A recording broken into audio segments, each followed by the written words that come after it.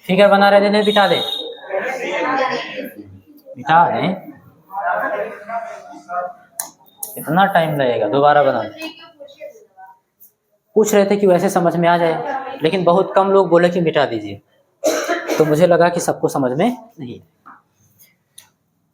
चलो क्वेश्चन पढ़ते हैं बेटा। आपको दिया गया है एक आयताकार लूप, अभी इधर कुछ मत देखना, बात समझ में आ रही है। एक आयताकार लूप है, आयताकार लूप जिसकी भुजाएं 8 सेंटीमीटर एवं 2 सेंटीमीटर। एक आपके पास तार होगा, उसको मोड़कर आप लूप बनाओगे, उसका आकार कैसा होगा, आयत के आकार का, कुछ इस तरीके से। बात समझ में आ रही है। इसकी जो लंबाई होगी बेटा वो 8 सेंटीमीटर, कितनी होगी, ठीक है, और इसकी जो चौड़ाई होगी वो 2 सेंटीमीटर। ऐसा लूप आपको बनाना है।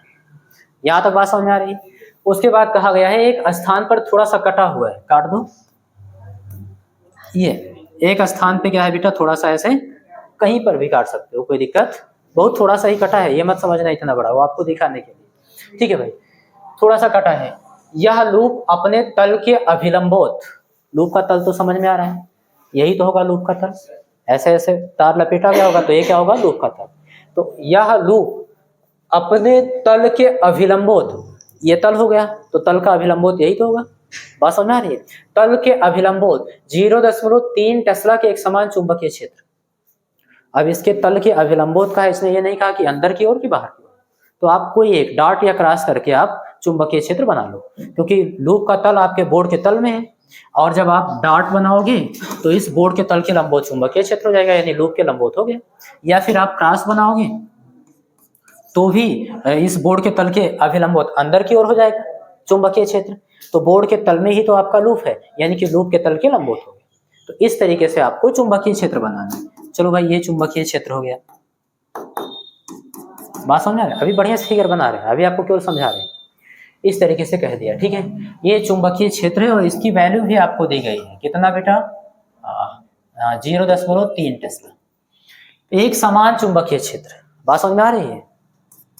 चलो, एक समान चुंबकीय क्षेत्र से बाहर की ओर निकल रहा है, ये जो लूप है ये चुंबकीय क्षेत्र से बाहर की ओर निकल रहा है, यानी वो आप क्या कर रहे हो, क्षेत्र से उसको बाहर निकाल रहे हो, बात समझ में आ गई, ठीक है। बाहर का मतलब ये इधर की ओर जा रहा होगा, बात समझ में आ रही, या फिर इधर की ओर जा रहा होगा, कुल मिला के इस क्षेत्र से बाहर निकलने का प्रयास कर रहा है। तो ये तो हो गया इसकी लंबाई के लंबवत दिशा में जा रहा है। एक डायरेक्शन और है, हो सकता है ऐसे भी निकल रहा हो, ये पूरा का पूरा लूप क्या हो, इधर की ओर जा रहा हो, ऐसे भी तो बाहर निकल सकता है, या फिर ऊपर की ओर भी जा सकता है। 4 रास्ते हैं आपके पास, बात समझ में आ रही है। अभी आगे देखना क्या कह रहा है, निकल रहा है, यदि लूप के बाहर निकलने का वेग, कितने वेग से बाहर निकल रहा है, 1 सेंटीमीटर पर सेकंड, यानी 1 सेकंड में 1 सेंटीमीटर बाहर की ओर खिसक रहा है, क्लियर है। तो अगर इस डायरेक्शन में जा रहा होगा तो इस डायरेक्शन में 2 ही सेंटीमीटर है ये लंबा, तो 1 सेकंड में 1 सेंटीमीटर बाहर निकलेगा, इसका मतलब 2 सेकंड में पूरा निकल जाएगा, बात समझ में आ रही है। तो 2 सेकंड में चुंबकीय क्षेत्र से बाहर निकल जाएगा। अच्छा, अगर ये छोटी वाली भुजा के लंबवत वेग से बाहर निकल रहा होगा, वेग की डायरेक्शन या गति की डायरेक्शन, छोटी वाली भुजा जो 2 सेंटीमीटर दी गई उसके लंबवत होगी, यानी इधर की ओर या फिर इधर की ओर, तो फिर 8 सेंटीमीटर उसको गति करना पड़ेगा, 8 सेंटीमीटर दूरी उसको तय करना होगा।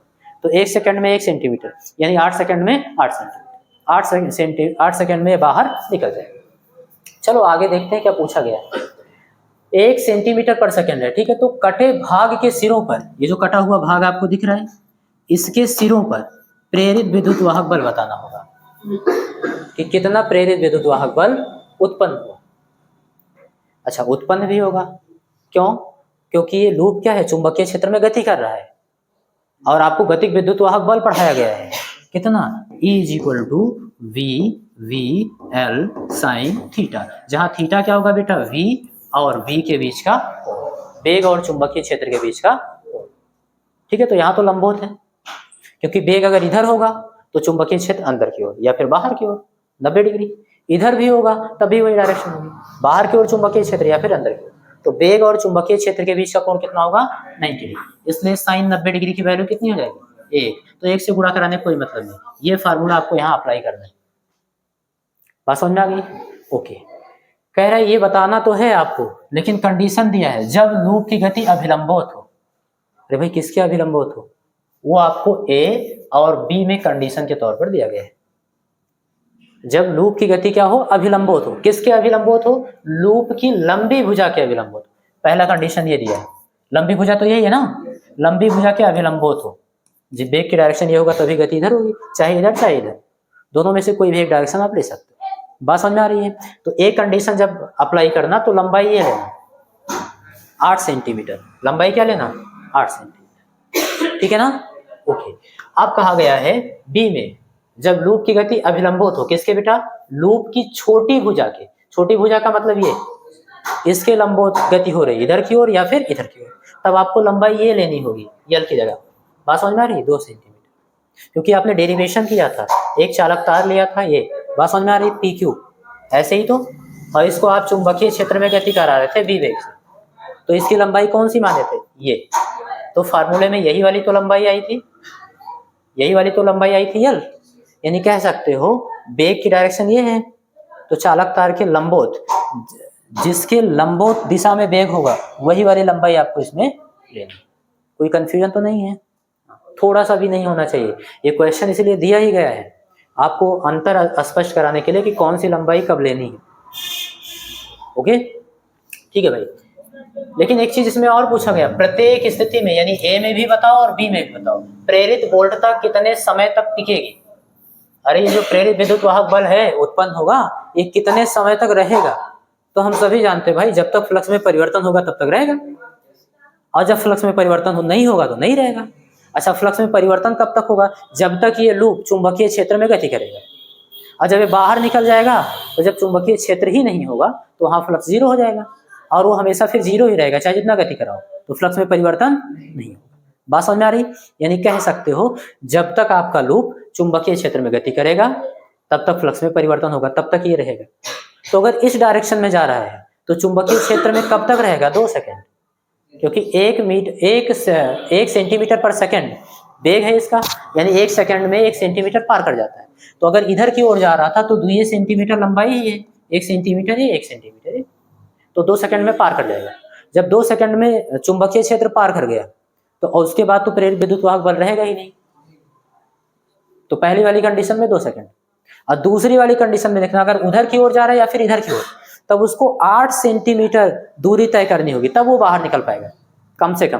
बात समझ में आ रही है। तो 8 सेंटीमीटर दूरी तय करने के लिए कितना सेकंड लगेगा, 8 सेकंड, क्योंकि 1 सेंटीमीटर 1 सेकंड, तो 8 सेकंड तक प्रेरित रहेगा। डायरेक्ट बता सकते हो। चलो हम लोग कैलकुलेशन करेंगे भी बढ़िया से। मुझे लगता है क्वेश्चन आपको बढ़िया समझ में आ गया। ओके, तो उधर देखो वही सारी चीजें लिखी गई जो आपको दिया गया है। दिया गया है लूप की लंबाई 8 सेंटीमीटर, जिसको आपने मीटर में चेंज किया। क्यों, क्योंकि 1 सेंटीमीटर की जगह 10⁻² मीटर लिख सकते हैं। ऐसे आपको चौड़ाई दी गई थी 2 सेंटीमीटर, उसको भी मीटर में चेंज किए। फिर 0.3 टेस्ला चुंबकीय क्षेत्र दिया हुआ था लूप के तल के लंबोत, दिया हुआ था लूप के तल के लंबोत, इसलिए कोण का मान 90 डिग्री ले लिया गया। किसके किसके बीच, चुंबकीय क्षेत्र और वेग के बीच। अच्छा, वेग भी दे दिया था 1 सेंटीमीटर पर सेकंड, तो जहाँ पे बेटा 1 सेंटीमीटर लिखा था वहां पे 10 की घात आपने क्या लिख दिया, -2 मीटर, यानी 10 की घात -2 मीटर पर। और आपसे पूछा था विद्युत वाहक बल, जहां पे थोड़ा सा कटा था। क्लियर है बात, कोई डाउट। चलो इसको सॉल्व करते हैं। तो पहले ए कंडीशन के लिए उसके अकॉर्डिंग यहाँ पर फिगर बनाते हैं बेटा। सबसे पहले आप लूप बना लीजिए। हम सपोज करेंगे ये आपका लूप है बेटा, क्या है, हाँ आयताकार लूप है भाई, जैसा कहा है वैसा ही बनाएंगे। और ये थोड़ा सा कटा हुआ है यहाँ पे, बात समझ में आ रही है, बहुत थोड़ा सा ऐसे कटा हुआ है।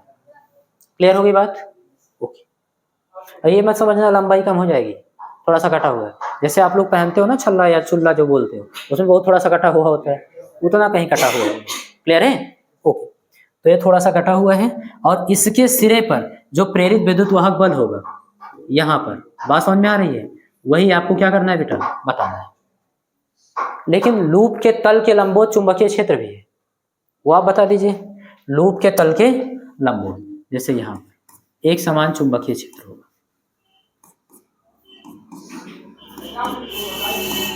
ये क्लियर है। आप बताओगे ये किसकी डायरेक्शन है, चुंबकीय क्षेत्र की, बी की डायरेक्शन, अंदर की ओर। तो लूप का तल ये हो गया, और अंदर की ओर होने का मतलब इसके लंबोत। बाहर की ओर भी बना सकते हो, कोई डाउट नहीं होना चाहिए। ठीक है, इतना हो गया, लूप के लंबोत है। अच्छा, इसकी लंबाई कितनी है यल, इसकी लंबाई कितनी है बेटा, 8 उधर लिखा होगा, एल की वैल्यू 8 सेंटीमीटर। और चौड़ाई कितनी है बेटा? 2 सेंटीमीटर। 2 सेंटीमीटर का मतलब बी। क्लियर है यहाँ तक बात? और ये कंडीशन ए में जो लूप की गति होगी वो अभिलंबोत होगी किसके? लूप की लंबी भुजा की।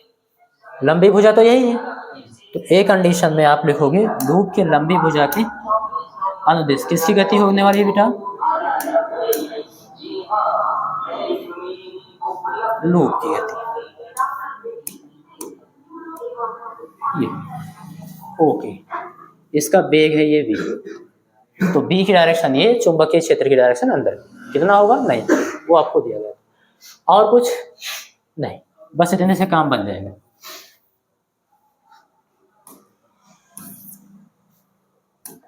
चलो इसका सॉल्यूशन करते हैं। हम लोग लिखेंगे वी नो दैट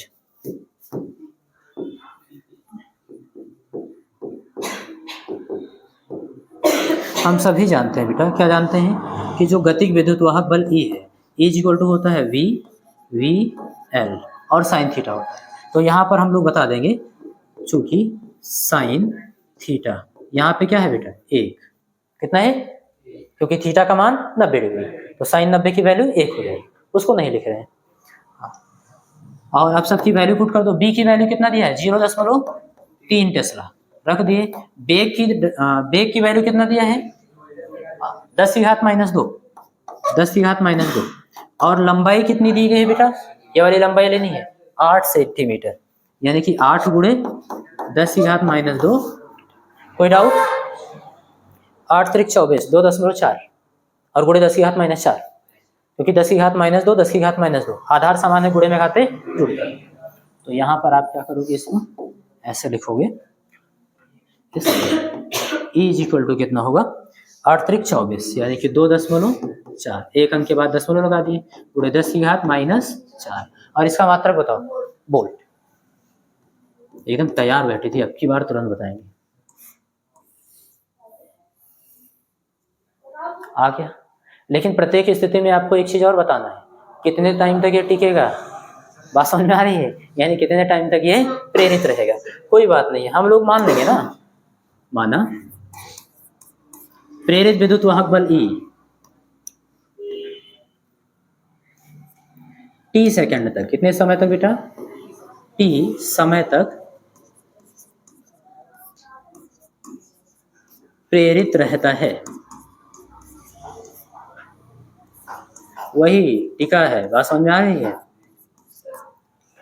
बात समझ में आ रही है? t समय तक रहेगा, वो तो हम लोग डायरेक्ट बता देते 2 सेकंड, लेकिन कैलकुलेट कैसे करेंगे वो भी समझ लो। आप जानते हो चाल बराबर दूरी बटे समय, क्या होता है बेटा? ठीक है, यहां से अगर हम समय की वैल्यू निकालें, समय इधर लेना, चाल उधर भेज देना, समय बराबर दूरी बटे चाल, यही तो होगा। तो इसलिए जो टाइम है t बराबर, अच्छा दूरी कौन से लेंगे? कितनी दूरी चलने की जरूरत होगी इसको बाहर निकलने के लिए? तो इधर की ओर जा रहा है, तो कम से कम 2 सेंटीमीटर है ना, 2 सेंटीमीटर में बाहर निकल जाएगा। तो 2 सेंटीमीटर में बाहर निकल जाएगा, उसके बाद तो विद्युत वाहक बल नहीं प्रेरित रहेगा, क्योंकि फ्लक्स में परिवर्तन नहीं होगा। तो कह सकते हो जब तक ये 2 सेंटीमीटर दूरी तय करता है तब तक प्रेरित रहेगा। तो दूरी यहाँ पर v लेना है, ये वाला नहीं लेना है, ये लेना है। समझना है बात को बढ़िया से। तो यहाँ पर हम लोग क्या लिखेंगे बेटा? दूरी की जगह पर v क्या लिखना है? बटे चाल, चाल उधर जाएगा ना, तो b चाल से तो ये चल रहा था आगे, तो यहाँ पर चाल की जगह लिख देंगे। और वैल्यू पुट करना बेटा, तो v की वैल्यू कितनी है? 2 गुणे 10 की घात -2, 2 गुणे 10 की घात, और बेग कितना है बेटा? 10 की घात -2, ये कट जाएगा, इसलिए टाइम कितना है बेटा? 2 सेकेंड। किसी बच्चे को कोई डाउट होना भी नहीं चाहिए। तो ए कंडीशन आप सॉल्व कर ली। केस बी देखा जाए। केस बी में कह रहा है कि लूप की छोटी भुजा के अभिलंब होते गति कर रहा हूं, तो छोटी भुजा तो ये है, इस बार ऊपर ले जाना या फिर नीचे? पूरा सॉल्व है। अब तो ये समझ में आ रहा होगा, इधर कोई दिक्कत नहीं है, हालांकि इतना बता दें। देखो कंडीशन बी, इस बार देखो सब कुछ फिगर वही है पूरा का पूरा, बस बेग की डायरेक्शन इधर कर दिया गया। कहने का मतलब छोटी भुजा ये है, छोटी भुजा की अभिलंबोत गति करेगा ऊपर की ओर या फिर नीचे की, बी वेग। बात समझ में आ रही? अच्छा, तो जब इस डायरेक्शन में गति करेगा तो लंबाई ये लेनी है आप, बेग के लंबोत यही तो लंबाई है ना, तो ये लंबाई यानी बी लेना है यहाँ पर। तो वी नो दैट मैंने लिखा है इस समय, इस दशा में देखना जो विद्युत वाहक बल होगा बी वी बी, लंबाई की जगह स्मॉल वी। कोई डाउट तो नहीं है यादव जी? ठीक है। अच्छा, साइन थीटा का मान यहाँ भी क्या है बेटा? एक। ये हमेशा नहीं होता है बेटा, हियर यहाँ पे साइन थीटा की वैल्यू कितनी है? एक। एक से गुणा कराने का कोई मतलब नहीं। अब इसमें वैल्यू रखिए और सॉल्व करिए।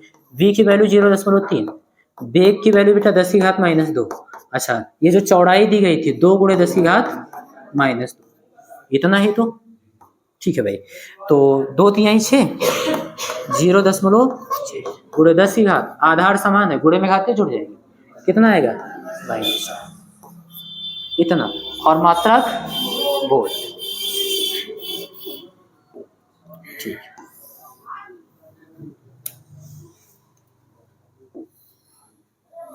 तो इस दशा में इतना विद्युत वाहक बल प्रेरित होगा और कितनी देर तक रहेगा?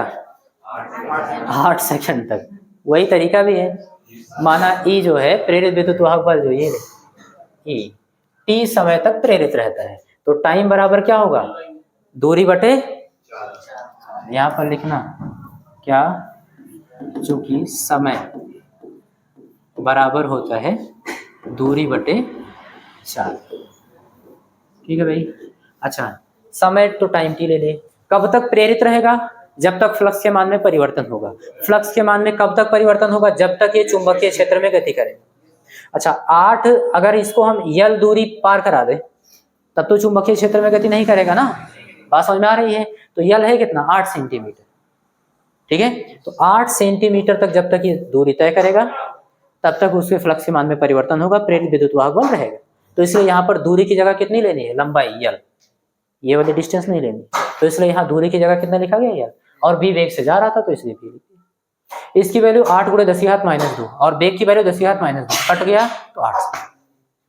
किसी बच्चे को कोई डाउट हो तो बताओ? नहीं है ना? अगला क्वेश्चन देखें। चलो भाई,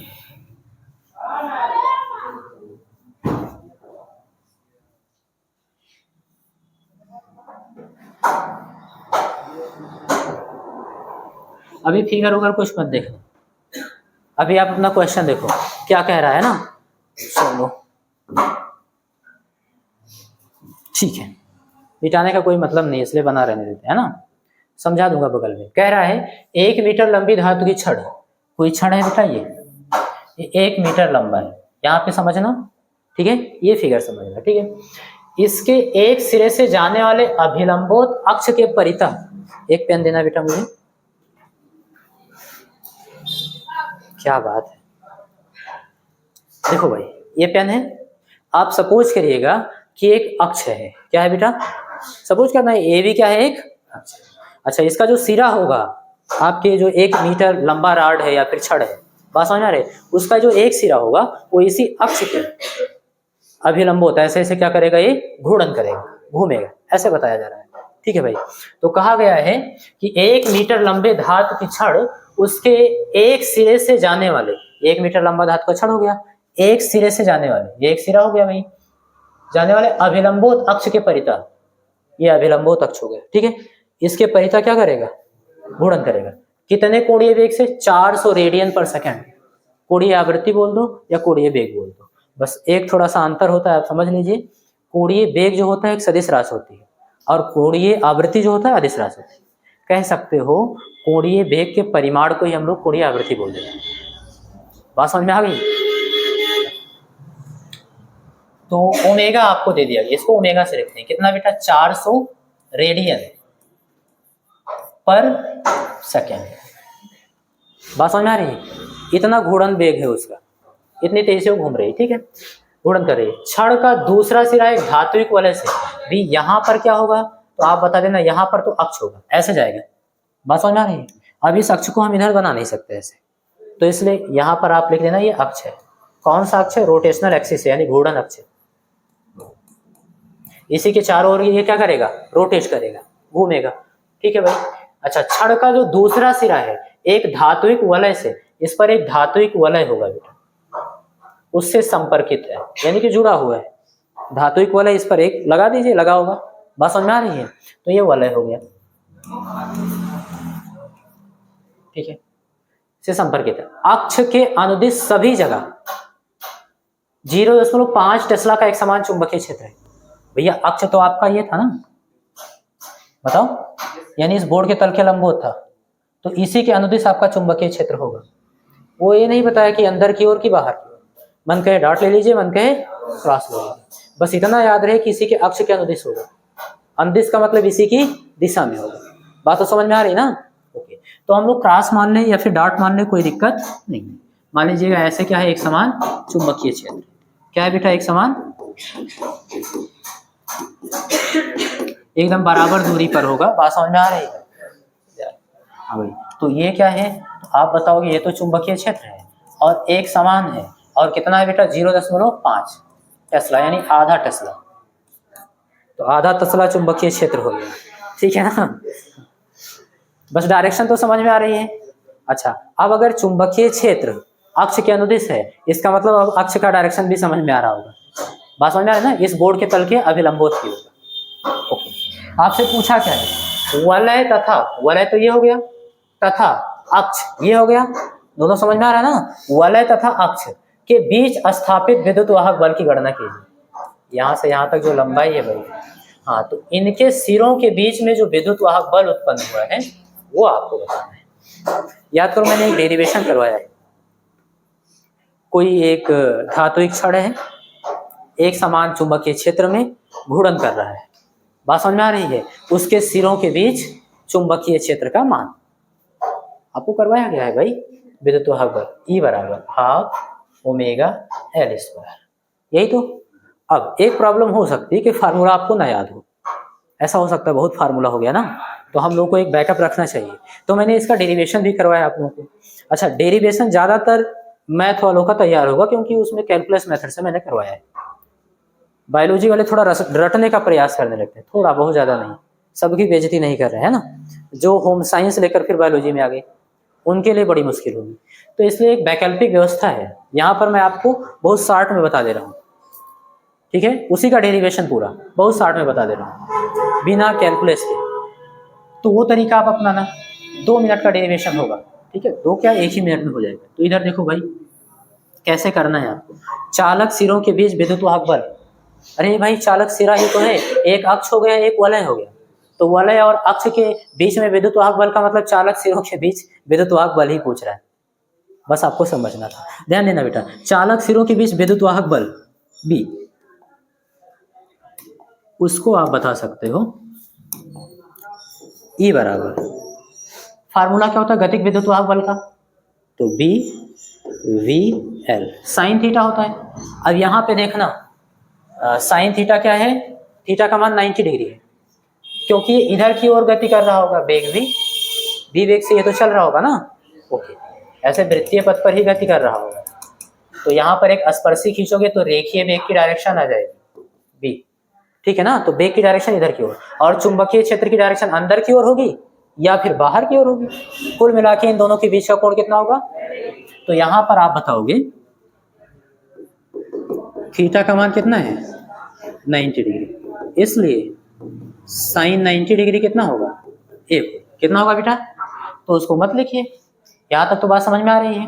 वेग की वैल्यू डायरेक्ट उठा के यहाँ रखे हैं।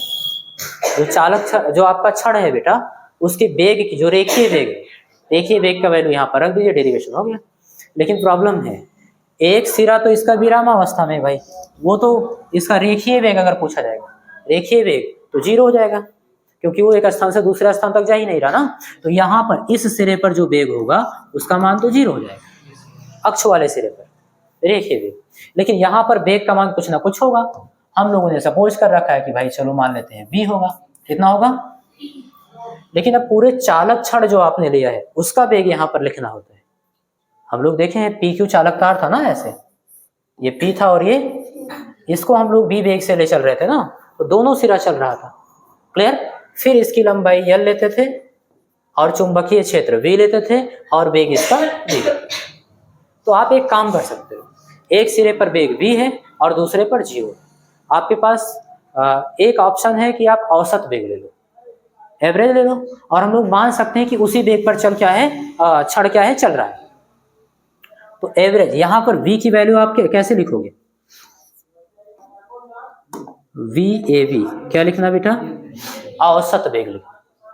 और आप यहां पर बता देना, चूंकि औसत वेग VAV बराबर कुल पदों का योग बटे कुल पदों की संख्या, 0 + b/2, यहाँ पर 0 होगा और यहाँ पर b होगा, दोनों को जोड़ लिए और 2 से भाग कर दिए।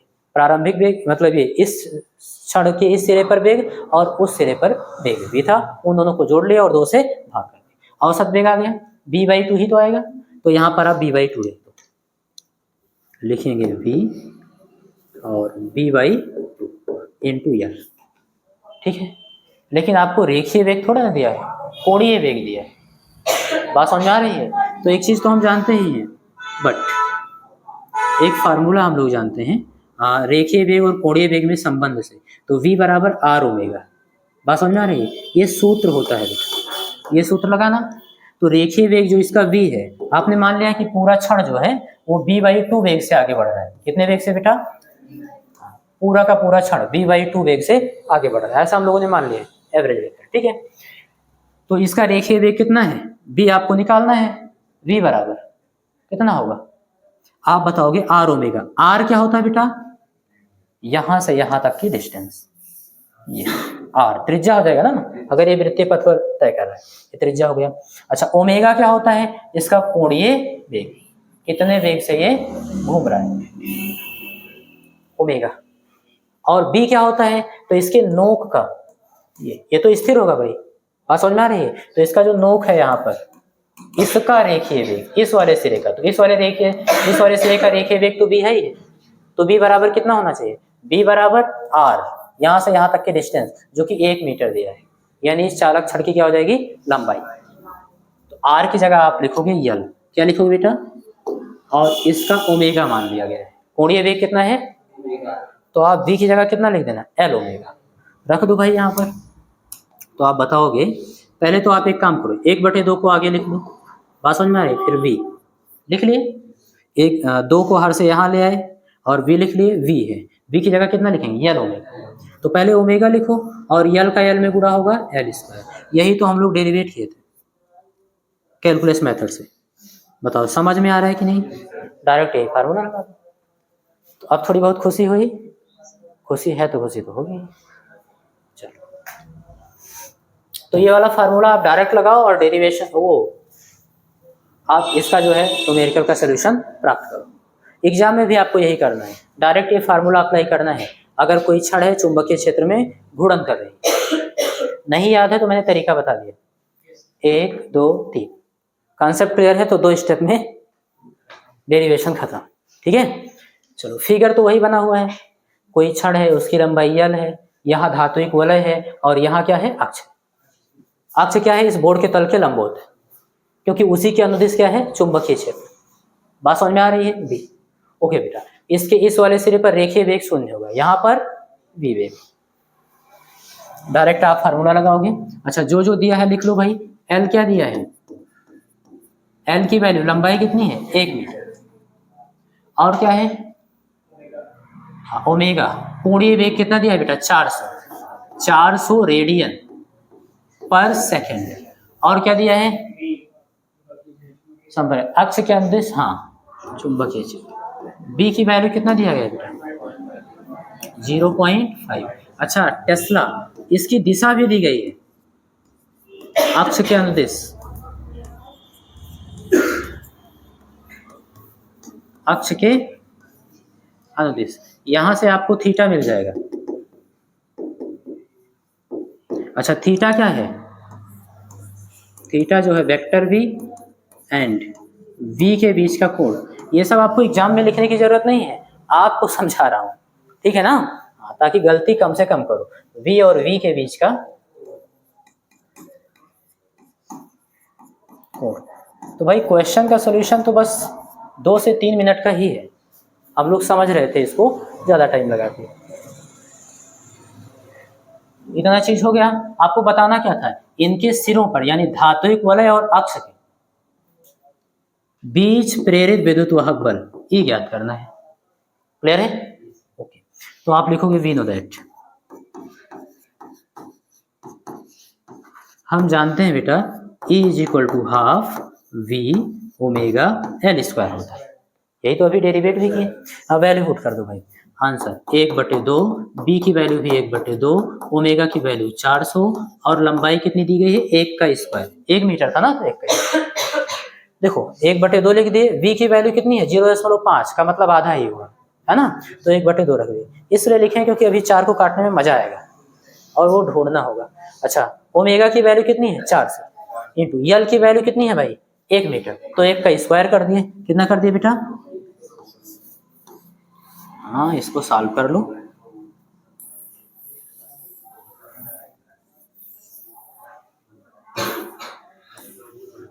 चलो सॉल्व करते हैं भाई। 2 दूनी 4 होगा ना, तो इस 4 से ये 4 कट जाएगा, 1 आएगा, डबल 0। क्लियर? और 100 में 1 के स्क्वायर से गुणा कराएंगे तो 1000 हो जाएगा। ठीक है? कह रही हाँ।